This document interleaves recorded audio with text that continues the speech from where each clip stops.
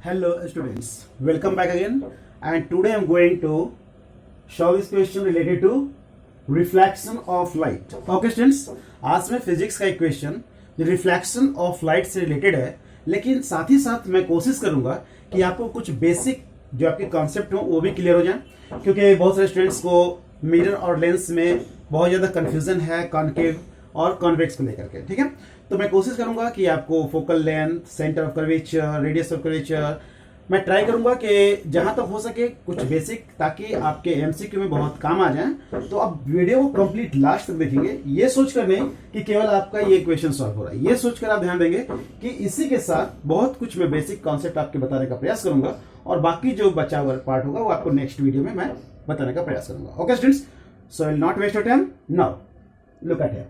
तो सबसे पहले जैसा कि आप देख रहे हैं कि एक न्यूमेरिकल प्रॉब्लम है जो कि कॉनकेव मिरर से रिलेटेड है। ठीक है, कॉनकेव मिरर, ध्यान देंगे आप।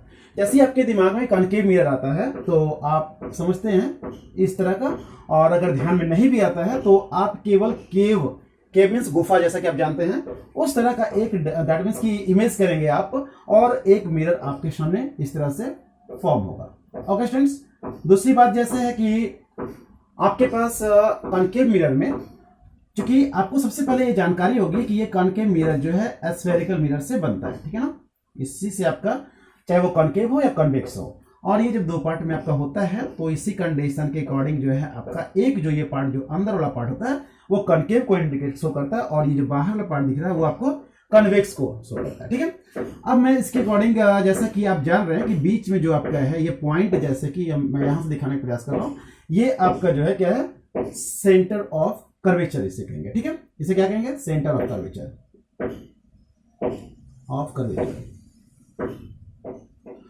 और दूसरा कि इस लाइन को जो आप देख रहे हैं, है ना, ये जो आपका लाइन दिख रहा है ये आपका जो है प्रिंसिपल एक्सिस होता है। ठीक है, ये लाइन जो आपका है क्या है,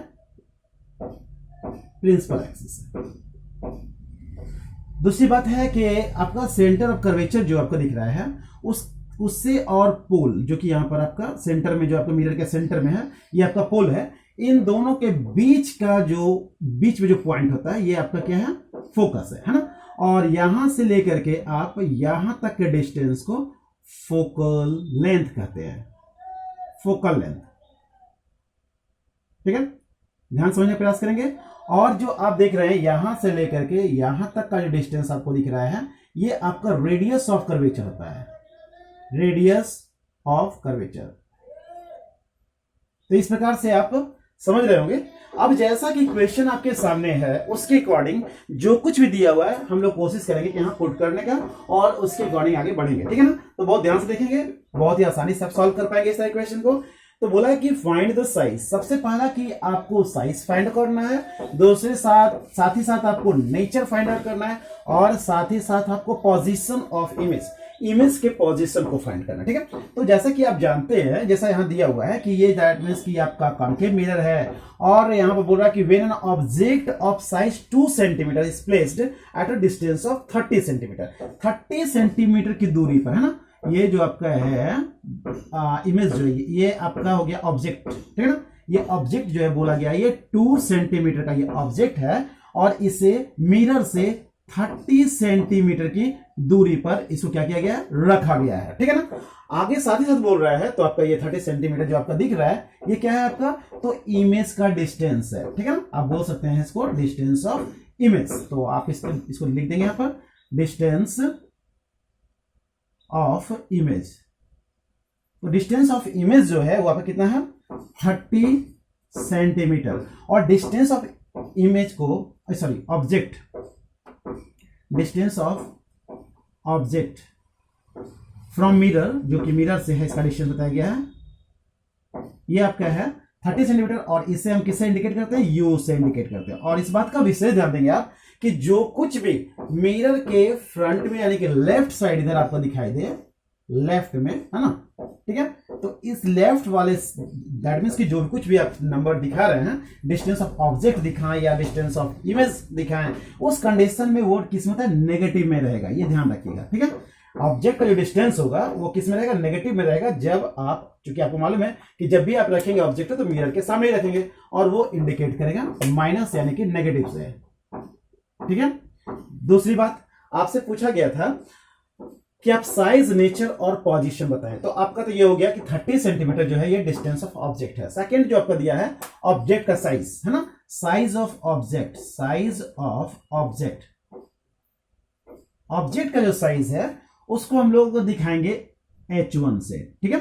और ये आपका दिया हुआ 2 सेंटीमीटर। और इस बात का विशेष ध्यान देंगे आप कि जो भी ऑब्जेक्ट आपका है, अगर ये दैट मीन्स प्रिंसिपल एक्सिस के ऊपर है, ये पॉजिटिव को इंडिकेट करता है ना, ये पॉजिटिव है। ठीक है। तो ये इसमें साइन चेंज हम लोग नहीं करेंगे।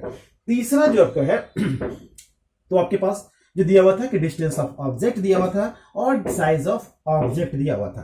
तो हम लोगों को साइज, नेचर और पोजीशन फाइंड आउट करना है। तो सबसे पहले हम लोग पोजीशन फाइंड आउट करेंगे कि ये जो है इमेज बन किधर रहा है ना, यानी मिरर के सामने बन रहा है या मिरर के पीछे बन रहा है। तो इसके अकॉर्डिंग हम लोग मिरर फॉर्मूला लिखेंगे। ठीक है। क्या करेंगे, मिरर फॉर्मूला, तो आपको मालूम ही होगा मिरर फॉर्मूला क्या है। मिरर फॉर्मूला है 1/v plus 1/u is equal to 1/f। Okay students, अब आप देख रहे होंगे कि आपका u जो है ना, u यानी ऑब्जेक्ट का डिस्टेंस वो -30 है, तो आप क्या लिखेंगे 1/-30। ठीक है। और साथ ही साथ 1/v तो आपको फाइंड आउट करना है, v तो दिया हुआ नहीं है ना। डिस्टेंस ऑफ इमेज जो कि आपका क्या है, जिसको v से हम लोग इंडिकेट करते हैं, वो आपको फाइंड आउट करना है। ठीक है ना। तो आप v को फाइंड आउट करेंगे और f जो आपका है फोकल लेंथ, ये आपको दिया हुआ है ना कि हाँ याद दिया हुआ है, फोकल लेंथ आपका कितना है 20 सेंटीमीटर लिखा हुआ है कि कण के मिरर है और उसके दैट मींस फोकल लेंथ। तो आपको मालूम ही है कि फोकल लेंथ आपका यहाँ होता है और इसके बारे में बताया गया कि वो कितना है 20 सेंटीमीटर। तो हम लोग फोकल लेंथ ये जो दिख रहा है उसको 20 सेंटीमीटर ले रहे हैं। ठीक है। तो फोकल लेंथ हम लोग ले लेते हैं यहाँ पर 20 सेंटीमीटर। और अभी मैंने बताया था कि जो लेफ्ट में आपको दिखाई देगा वो नेगेटिव होगा आपका, तो ये -20 यानी आप इसे माइनस से रिप्रेजेंट करेंगे। ओके स्टूडेंट्स, तो आपको समझ में आ गया होगा कि फोकल लेंथ भी आपका किसमें है, नेगेटिव साइन के साथ है। तो आप लिख सकते हैं यहाँ पर 1/-20। ओके। अब आप क्या करेंगे 1/v, चूंकि v आपको फाइंड आउट करना है इसलिए 1/v इज इक्वल टू 1/-20 जो दिख रहा है। और साथ ही साथ ये साइन जो है चेंज हो जाएगा और इधर आकर के चूंकि नेगेटिव है पॉजिटिव हो जाएगा, 1/30 हो जाएगा। ठीक है। नेक्स्ट स्टेप जो आपका होगा वो क्या करेंगे, आप दोनों का एलसीएम ले लेंगे। इसको आप लिख सकते हैं या लिख करके -1/20 और प्लस 1/30। 30 और 20 का एलसीएम जब आप लेंगे तो आप देखेंगे यहाँ पर 60 होगा, 23 जा यानी -3 और प्लस 32 जा यानी 2 1 2 यानी कितना हो जाएगा -1/60।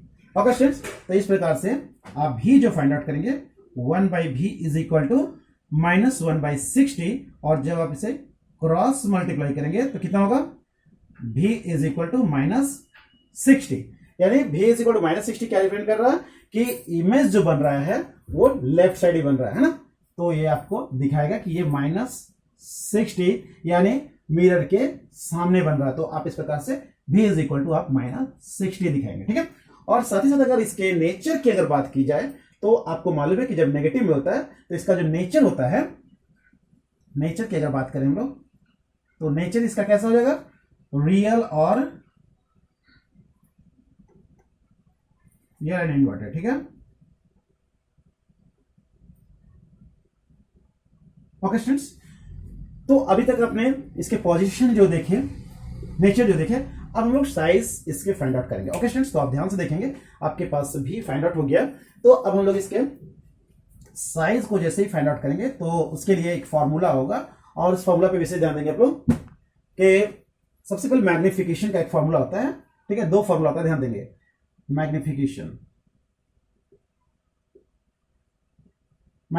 का होता है, एक होता है -v/u। ठीक है।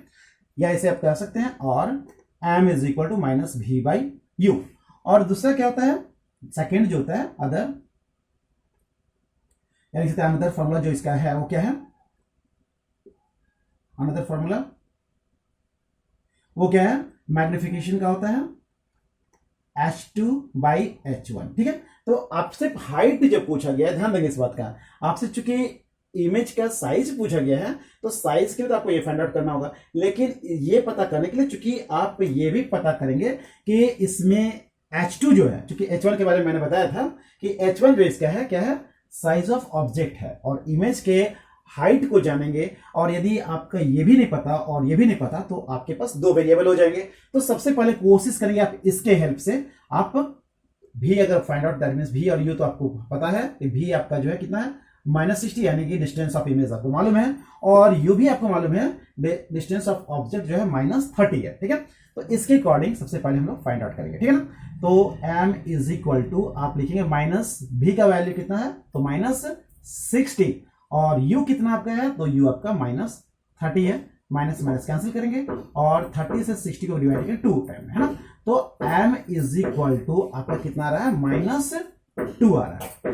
ठीक है, ध्यान देंगे यहाँ पर मैग्निफिकेशन के लिए, क्योंकि आपके पास चूंकि 60 जो है आपका डिस्टेंस ऑफ इमेज आया हुआ है, तो भी की जगह पर हम डिस्टेंस ऑफ ऑब्जेक्ट को लिखें, उस इमेज को लिखें, और साथ ही साथ ऑब्जेक्ट जो हमारा है वो हमारा कितना 30 है, तो 32 या 60, यानी आपका इमेज जो है मैग्निफिकेशन जो है वो -2 हो रहा है। अब इसके अकॉर्डिंग हम लोग पुट करेंगे कि m हम लोगों को पता चल गया कि -2 है, और h2 जो हमारा है यानी कि हाइट ऑफ इमेज ये फाइंड आउट करना है, जो कि हमको पता नहीं है, और h1 जो कि हमको पता है ऑब्जेक्ट का हाइट जो है h1 वो कितना है 2 है।